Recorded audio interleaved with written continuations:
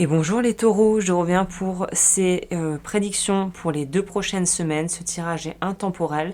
On va aller voir ce qui se passe sur le plan des énergies déjà globales. Ensuite, la vie matérielle, vie relationnelle, les changements à venir. Et on terminera par un message de guérison pour voir comment vous pouvez du coup appréhender au mieux les 2 prochaines semaines. N'hésitez pas comme toujours, si cette guidance vous parle et vous plaît, à aimer la vidéo, à commenter et à vous abonner. Cela étant dit, on va commencer sans plus tarder la partie où on parle un petit peu de votre état d'esprit actuel pour voir où ça en est tout ça et surtout si ce tirage vous est destiné ou pas. Au niveau de vos énergies actuelles, on sent qu'il y a beaucoup d'amour dans l'air, mais que malgré tout, il y a des petites tensions, peut-être qui pourraient se faire ressentir plutôt dans la sphère familiale. Donc ça pourrait peut-être être des rivalités un peu entre frères et sœurs, peut-être des petites chamailleries voilà, dans le cadre de l'intimité. Je pense pas que c'est par rapport à un partenaire, plutôt par rapport à des gens extérieurs ou à des personnes voilà, proches de vous. On a une notion aussi de maman qui pourrait peut-être, ou de figure maternelle, si je devais un petit peu élargir ma proposition, qui pourrait en fait vous cacher des choses, ou il y a une notion de secret ou de vérité qui n'ont pas été dites et qui vont être révélées. Soit c'est vous qui allez pouvoir parler de votre vérité, soit il y a vraiment quelqu'un dans l'entourage qui ne dit pas tout et qui va peut-être vous laisser des pistes ou carrément vous dire des choses qui vont vous permettre de comprendre, je pense, un peu mieux la situation telle qu'elle est actuellement, parce que je pense qu'il y a des zones d'ombre que vous n'arrivez pas vraiment à saisir, mais où vous sentez que tout n'est pas en fait clairement posé, que tout n'est pas clairement dit, et je pense que ça vous chagrine un peu de ne pas arriver à pouvoir poser les choses de façon vraiment limpide et vraiment claire. Au niveau de la vie financière, de vos projets, de vos finances, tension. Il y a des tensions. Il y a une notion en fait de stress. Alors je ne sais pas si c'est parce que une activité change, une équipe change, vos priorités ou le travail qu'on vous propose change, mais on sent que c'est un peu stressos quand même, hein, pour dire les choses simplement. On sent que on a les ressources, on n'est pas dans une position entre guillemets de faiblesse où on est vraiment pris à la gorge et on ne sait pas par quel bout s'y prendre. Je pense que c'est pas du tout la vision que j'ai de ce tirage. Bien au contraire, je pense que vous savez et vous êtes surtout soutenu par des personnes qui vous aiment.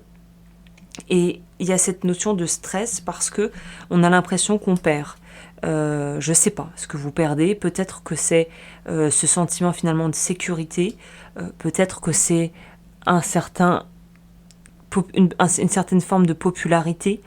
Je sais pas, on entend souvent, ça arrive un peu à tout le monde, hein, mais moi j'en ai fait les frais. Tout le monde qui est un peu exposé sur les réseaux ou qui a une ou des activités en lien avec de la clientèle, ou voilà un rapport humain avec les autres qui implique un petit peu du business, quoi, en gros, va à un moment donné, un jour ou l'autre, nous faire ce qu'on peut appeler communément un petit bad buzz. Vous inquiétez pas, c'est peut-être pas du tout votre cas, mais je prends un exemple, c'est-à-dire que on va dire un truc qui plaît pas à quelqu'un, et puis voilà, et puis après on s'en sert et les gens font de l'argent sur votre dos. C'est un peu minable, c'est un petit peu décevant, mais c'est le monde dans lequel on vit malheureusement, en tout cas là au moment où moi j'enregistre. Donc il se pourrait que voilà, ça parle un peu, qu'il y ait peut-être des gens qui profitent de certaines de vos vulnérabilités ou certaines choses que vous n'aviez peut-être pas mis en place pour un peu essayer de se faire du beurre sur votre dos. Écoutez, c'est le lot de beaucoup d'entre nous. C'est comme les gens qui sont payés pour laisser des avis Google, ou une personne qui a une mauvaise expérience et qui vous fait un pamphlet pour vous dire à quel point ce que vous faites c'est nul. Enfin, voilà. Donc ne prenez pas trop à cœur en fait, je pense, ce genre de réflexion, parce que finalement ça parle plus des gens que de vous. Et s'il y a vraiment remise en question à faire, c'est pas finalement votre valeur n'est pas déterminée par ce que vous faites. On peut faire une mauvaise prestation tout en restant quelqu'un qui reste digne et a de la valeur pour soi. On peut mettre un terme à un projet ou une activité sans avoir à se dire punaise, j'ai vraiment été nul, j'ai pas été à la hauteur, et se dire en fait j'ai fait de mon mieux, maintenant il faut fermer le chapitre et passer à autre chose. Donc faites preuve de bienveillance avec vous-même. Je pense que globalement vous allez être bien entouré de toute façon. Donc voilà, moi j'ai envie de vous dire pas d'inquiétude à ce sujet. Au niveau de la vie relationnelle, on nous parle de stresser un petit peu, de peut-être se sentir un peu abandonné. Alors, encore une fois, toute proportion gardée, mais abandonné dans le sens, pour moi, quand je dis abandonné, c'est pas abandonné physiquement, c'est de pas se sentir soutenu. Et on peut ressentir ça comme une forme d'abandon, c'est-à-dire que on a l'impression que les gens nous laissent tomber. Voilà, plutôt qu'abandon, c'est plutôt laisser tomber, le terme qui, je pense, s'y prête mieux ici. On se sent peut-être un petit peu laissé pour compte, parce que justement, on a des projets qu'on a envie de lancer, peut-être de nouvelles choses. On aimerait bien avoir un soutien infaillible de nos proches, de notre partenaire si on a quelqu'un dans notre vie. Et on a l'impression d'être bridé et voire un petit peu frustré dans nos envies et nos besoins.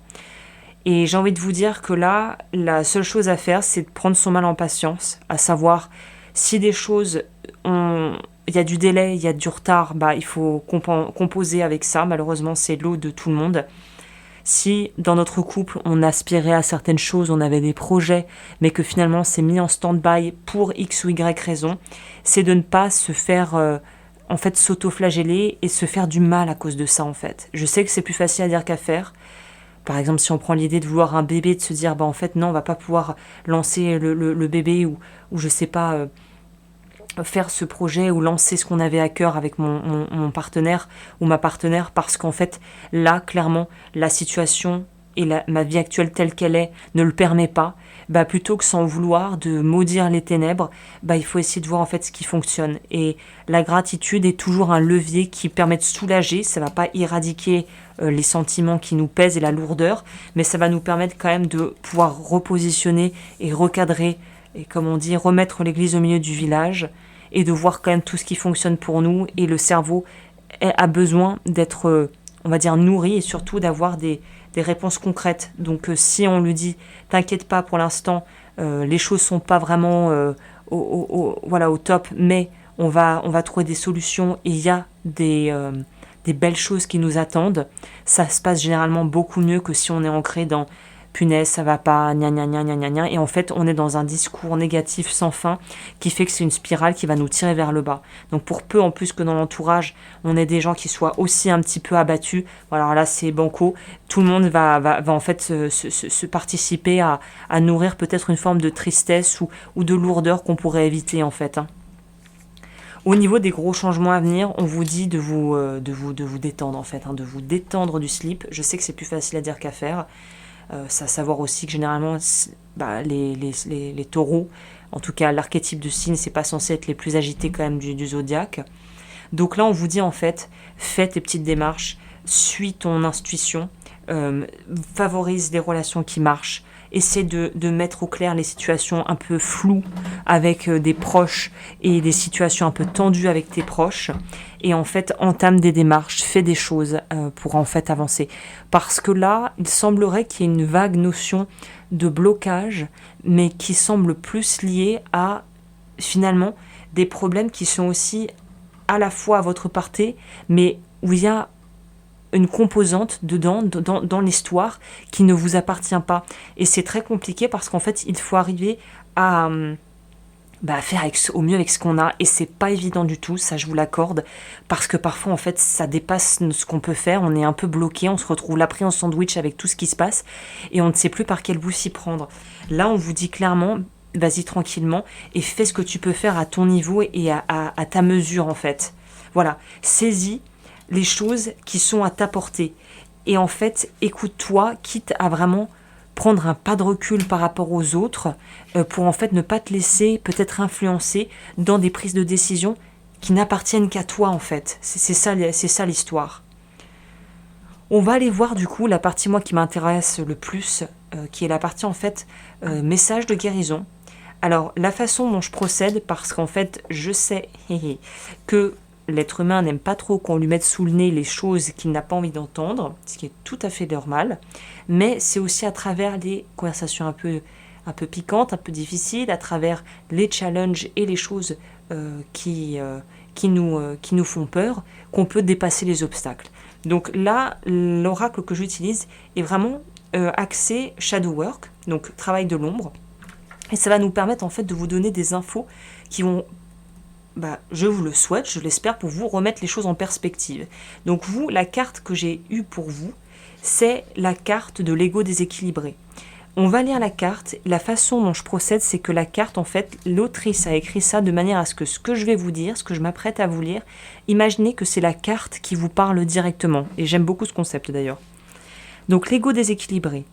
Je suis défaillant. Mon rôle est de t'aider à affirmer tes besoins, ton cadre de référence, et de poser des limites vis-à-vis de l'extérieur. Cela t'aide à être toi-même sans faire, dire, être ou penser des choses qui ne sont pas en accord avec toi.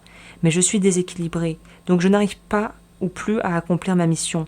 Soit je disparais totalement et tu éponges totalement sans limite les énergies extérieures, tu t'effaces au profit des autres et tu ne sais plus dire non, tu es totalement épuisé car tu as beaucoup trop d'énergie qui ne t'appartiennent pas en toi.